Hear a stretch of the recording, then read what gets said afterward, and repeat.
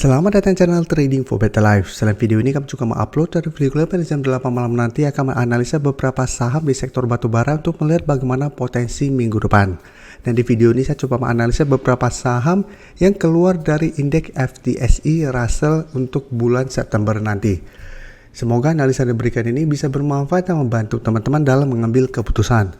Untuk teman-teman belum subscribe channel ini, bisa tekan tombol subscribe agar tidak ketinggalan informasi dan analisa saham terbaru akan diupload setiap harinya. Di video ini kita akan coba lihat daftar saham yang keluar dari indeks FTSE Russell dan yang masuk. Bisa kita baca artikel ini. Yang keluar dari mid caps itu MNCN dan MSIN. Dan yang masuk untuk small caps ada 6, yaitu Bukalapak, Bumi, BRMS, MAPA, MNCN yang keluar dari mid caps masuk ke small caps, Pertamina masuk ke small caps. Dan yang keluar dari small caps ini adalah Crush Hill. Setelah itu ada micro caps, ini ada beberapa juga masuk, ASA, Tugu, BJTM, Dewa. Ada juga ENRG, Saham Hatta Dinata, Saham Hill, IPCC juga masuk. Dan jika kita lihat ada juga Kals, Crush, Cuan, dan STAA. Tapi yang terdepak bisa kita lihat ada ACST, Saham Auto, ADMF, BMSR, Saham Hoki, Kino, KBLI, dan Meta. Dan microcaps yang keluar itu NIKL, PTRO, INAF, dan saham SIP. Dan sekarang kita coba bahas beberapa saham yang keluar dari indeks FTSE Russell ini. Pertama, MNCN keluar dari mid caps masuk ke small caps. Bisa kita lihat cara tren saat ini MNCN trennya masih bergerak downtrend. 1 minggu terakhir ini mencoba untuk rebound, belum sempat turun mengetes support psikologis di 500, baru di sekitar 515. MNCN mencoba untuk naik, tapi bisa kita lihat belum berhasil naik di atas resisten 550. Jadi sebelumnya ini merupakan support, sempat menyentuh dan rebound, dan setelah tembus ini berubah menjadi resisten. Dan ingat, secara tren ini masih bergerak downtrend. Dan bisa kita perhatikan sini, pada perdagangan hari Jumat kemarin tidak naik dan turun, terlihat masih ada distribusi, dan jika kita lihat ini masih ada sedikit distribusi. Jadi untuk MNCN, apabila teman-teman ingin coba entry, mungkin saatnya wait and see dulu. Paling aman adalah apabila MNCN minggu depan terkonfirmasi berhasil naik di atas 550. Ini baru lebih aman untuk entry karena ada potensi untuk mulai terbentuk higher low kembali. Jadi ada potensi untuk bangkit dari downtrendnya apabila berhasil naik di atas 550.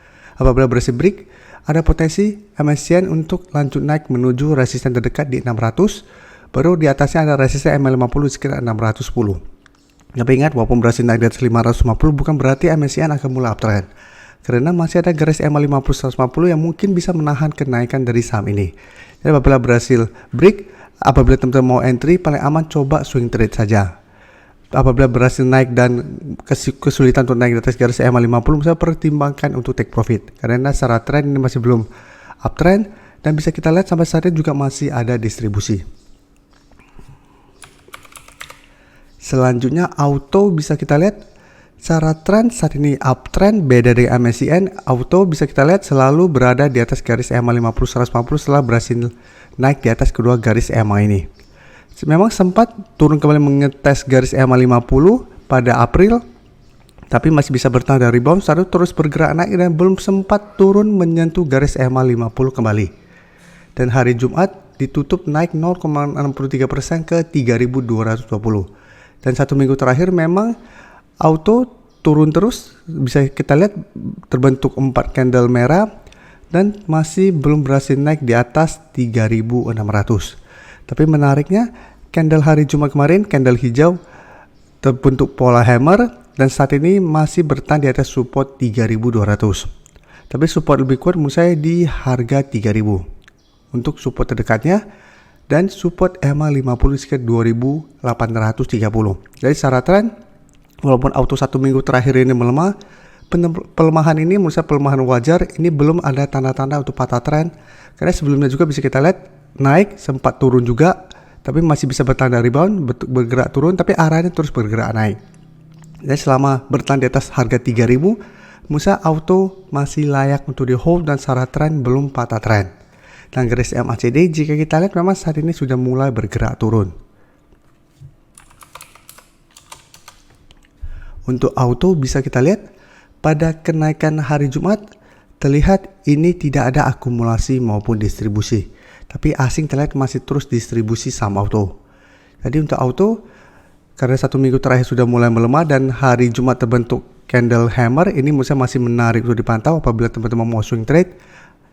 Karena saat ini masih kuat berada di atas support 3200, masih bisa coba wait and see dan tunggu di sekitar 3200. Apabila minggu depan masih kuat bertahan, menurut saya masih bisa coba entry untuk swing trade dengan target jangka pendek di sekitar 3400 sampai 3500 untuk trading jangka pendek.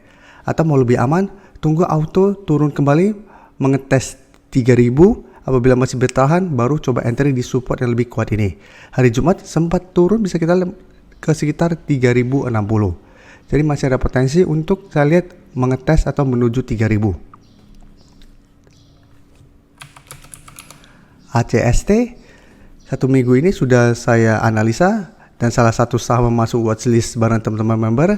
Saat ini sebenarnya sudah capai target untuk take profit di sekitar 160. Karena bisa kita lihat 2 hari terakhir mencoba untuk naik di atas 160 saat ini masih resisten, ini belum berhasil break. Dan candle hari Jumat walaupun naik 1%, ini menurut saya kurang oke. Ada shadow ke atas lumayan panjang. Hari hari Rabu juga ada shadow ke atas tapi belum terkonfirmasi break 160. Sekarang kita coba lihat. Pada kenaikan 1% ini juga sebenarnya tidak ada akumulasi maupun distribusi. Tapi asing terlihat 3 hari terakhir melakukan sedikit distribusi. Jadi saham ACST apabila teman-teman masih hold dan sudah berhasil dapat sekitar garis EMA 50 150, masih bisa hold karena saat ini masih mencoba untuk break 160.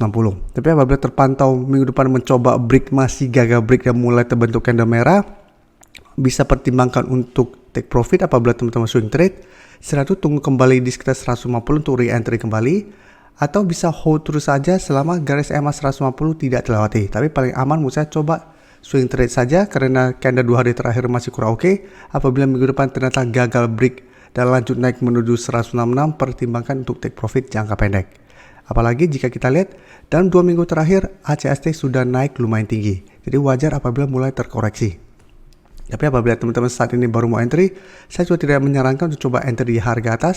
Paling aman coba tunggu kembali jika 150 sampai garis EMA 150 jika 145 untuk entry-nya, daripada paksakan untuk entry di saham sudah naik tinggi, apalagi candle 2 hari terakhir ada shadow ke atas yang lumayan panjang. Dan selanjutnya saham Hill bisa kita lihat sampai saat ini masih belum berhasil naik di atas resisten EMA 150 dan garis EMA 50. Untuk garis EMA 150 di harga 1430, garis EMA 50 di sekitar 1425. Jadi sebelumnya Hill bergerak uptrend dan berada di atas kuda garis EMA. Di akhir bulan Juli mencoba untuk break 1500 tetap gagal dan malah turun di bawah kedua garis EMA.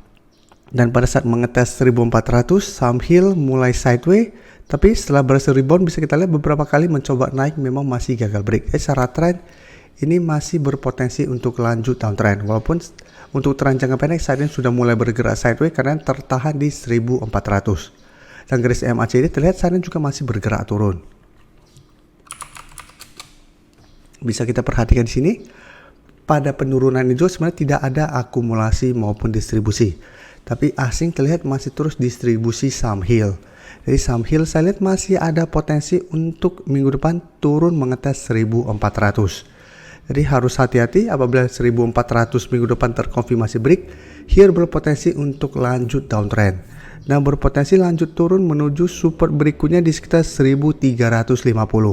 Jadi untuk Hill apabila teman-teman ingin coba entry, menurut saya paling aman adalah tunggu Hill berhasil break garis EMA 150 baru ikutan entry.